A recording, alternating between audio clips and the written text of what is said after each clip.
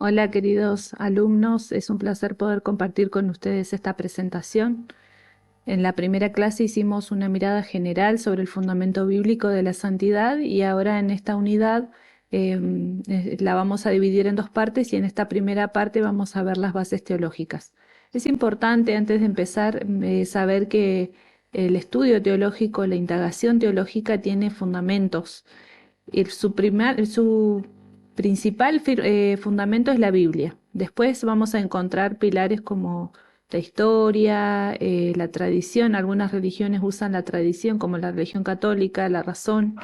Nosotros leemos un poco sobre el testimonio histórico, en este caso de la santidad y la santidad como experiencia.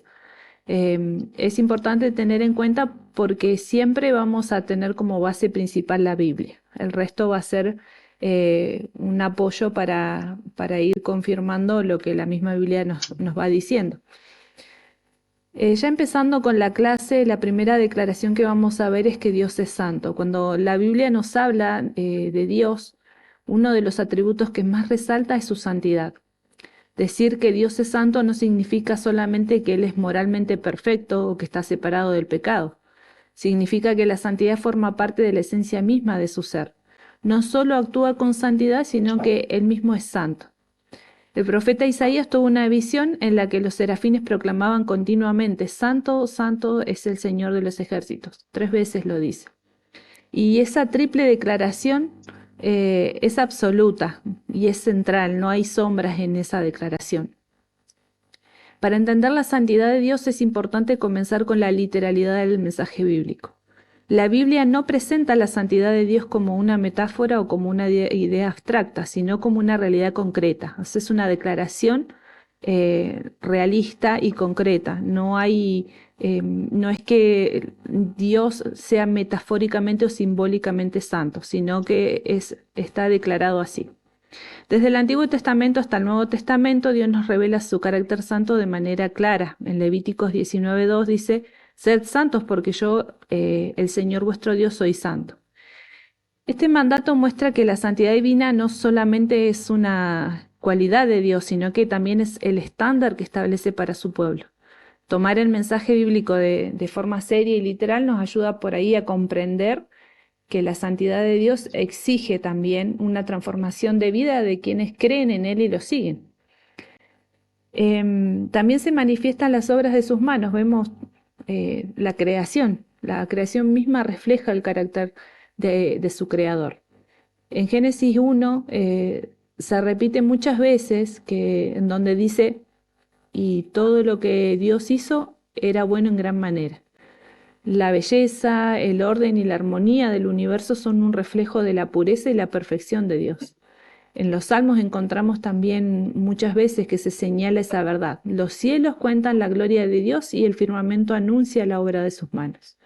La naturaleza revela la grandeza y la santidad de Dios, mostrando todo lo que Él hace y que todo lo que Él hace lleva una marca y es perfecto. O sea, reconocemos en la naturaleza a quien es su creador. Sin embargo, ya viendo todos estos puntos, vamos a concluir en que la revelación más clara y perfecta de la santidad de Dios la encontramos en la persona de Jesucristo. Jesús no solo enseñó acerca de Dios, sino que manifestó el carácter de Dios. En Juan 14:9 vamos a encontrar que Jesús dice: el que me ha visto a mí, ha visto a mi Padre. En sus vidas, en su palabra, en sus acciones, en su ministerio, Cristo mostró lo que significa vivir en completa obediencia y pureza delante de Dios. Él fue el único ser humano sin pecado. Su sacrificio en la cruz también revela la santidad divina. Dios no puede ignorar el pecado, pero en su amor proveyó un camino de salvación por medio de Cristo. Y así la cruz en la que murió Jesucristo simultáneamente nos muestra la justicia, la santidad y la misericordia de Dios. Hay un punto más en el que necesitamos trabajar y ver, que vamos a ver un poco lo estipulamos en la primera clase o lo pasamos a ver, el tema de la obra del Espíritu Santo. Después de la resurrección y la ascensión de Cristo, el Espíritu Santo fue enviado para habitar en los creyentes y con los creyentes, acompañarlos. Jesús dijo, van a recibir al Consolador, y cumpliendo esa promesa, el Consolador vino y fue el que enseñó y el que iba a recordar las palabras, iba a convencer de pecado. El Espíritu Santo no solamente convence y acompaña, sino que transforma el corazón. O sea, cumple un rol fundamental la persona del Espíritu Santo. Es lo que la Biblia llama, lo vemos en Gálatas, como frutos del Espíritu. Esa transformación se ve reflejado en el amor, en el gozo, en la paz, en la paciencia, en la benignidad, etc. Esa obra es interior y demuestra que la santidad de Dios no es solo un concepto teológico, sino que una realidad que puede manifestarse en la vida diaria de quienes siguen a Cristo. Y finalmente, que acá nos vemos involucrados hasta nuestros tiempos, la santidad de Dios se refleja en la iglesia. La comunidad de creyentes está llamada a vivir en Él, y en el Nuevo Testamento encontramos bases para hablar sobre esto. La iglesia es descrita como un pueblo apartado de Dios, ya no solamente el pueblo de Israel, sino la iglesia misma. En 1 de Pedro 2:9 nos dice que mas vosotros sois linaje escogido, real sacerdocio, nación santa, pueblo adquirido por Dios. Y como les repito, no está hablando solamente del pueblo judío, sino de todos aquellos que le reciben y le siguen. La iglesia sigue reflejando el carácter de Dios en el mundo y viviendo de acuerdo con su verdad, proclamando su mensaje, y cuando la iglesia vive en obediencia y amor, se convierte en un testimonio visible de la santidad de Dios. Esta es la responsabilidad por los siglos de los siglos hasta que Cristo venga, es la responsabilidad de la iglesia. Ahora, ¿cómo se refleja esa santidad en el ser humano? Lo vimos bastante claro en la primera clase cuando hablamos del Génesis, en donde la Biblia nos enseña que Dios es absolutamente santo en la naturaleza y en carácter. Su santidad no es algo adquirido ni algo que dependa de otra realidad, o de otro ser cósmico ni universal. La santidad de Dios es la esencia de su ser. Cuando Dios creó al ser humano, lo hizo de una manera especial, reflejando algo de su propio carácter. Lo vimos en esta primera clase en Génesis 26 y 27, donde decía que somos creados a su imagen.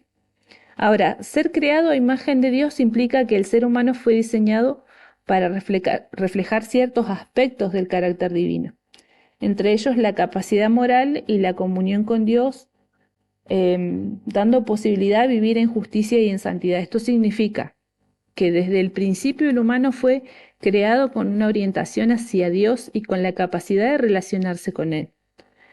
Es importante entender que existe una diferencia fundamental entre la santidad de Dios y la santidad del ser humano. Si bien fuimos creados a imagen, Dios es santo por naturaleza y su santidad es absoluta, perfecta y eterna. En cambio, el ser humano es santo en una manera derivada o dependiente. Esto quiere decir que la santidad humana proviene de Dios y depende completamente de la relación con Dios. El ser humano no posee santidad en sí mismo de manera independiente, sino que recibe como un reflejo del carácter del Creador. Entonces podemos decir que la santidad humana está ligada al propósito para el cual Dios creó la humanidad. Vemos que en Adán existía una afinidad natural hacia Dios. Antes de la caída, el ser humano vivía en una relación directa y armoniosa con el Creador. Lo vimos en la primera clase. Esta relación no estaba marcada por el miedo, ni por la distancia, ni por la cercanía, sino por la cercanía y la comunión. Sin embargo, cuando al hombre se le da la oportunidad de elegir, es importante saber que él estaba creado con esa imagen perfecta, digamos, de santidad, con la inclinación de hacer lo bueno, con la inclinación de vivir en obediencia y en comunión con Dios. Cuando Dios le da el mandato al ser humano, también se revela esa vocación hacia la santidad. O sea, le está diciendo, esto es lo que podés hacer, lo que no podés hacer, pero también se revela de que al ser creado a imagen era santo, tenía la posibilidad y la inclinación a hacer el bien, no el mal. Dios le dio instrucciones claras acerca de cómo vivir, lo cual implica que la obediencia y la confianza estaban de parte de Dios hacia el hombre. Mientras el ser humano permaneciera en esa relación de dependencia y de obediencia, podía reflejar la santidad de Dios en su vida y el gobierno sobre la creación que le había sido encomendado. De esto podemos concluir de esta diapositiva y cerrar diciendo que la santidad del ser humano en la creación no era una santidad independiente, sino recibida y sostenida por Dios. Y esto lo tenemos que tener muy claro. Creados a imagen y semejanza, nos habla de una dependencia de aquel quien es la fuente de la santidad, quien es la santidad en mí. Ahora, esa santidad con la que fuimos creados y esa imagen fue perdida en la caída. La caída descrita en Génesis 3 marcó el momento en que la humanidad perdió esa condición original de santidad y comunión con Dios. En primer lugar, Dios demanda que el ser humano viva por fe. Él es la verdad absoluta, entonces la fe le implicaba al ser humano confiar plenamente en la palabra de Dios. O sea, si Dios le estaba diciendo esto sí y esto no, el ser humano debía de confiar en esa palabra y en consecuencia obedecer. Desde el principio Dios le había dado la instrucción clara a Adán respecto al árbol del conocimiento del bien y del mal.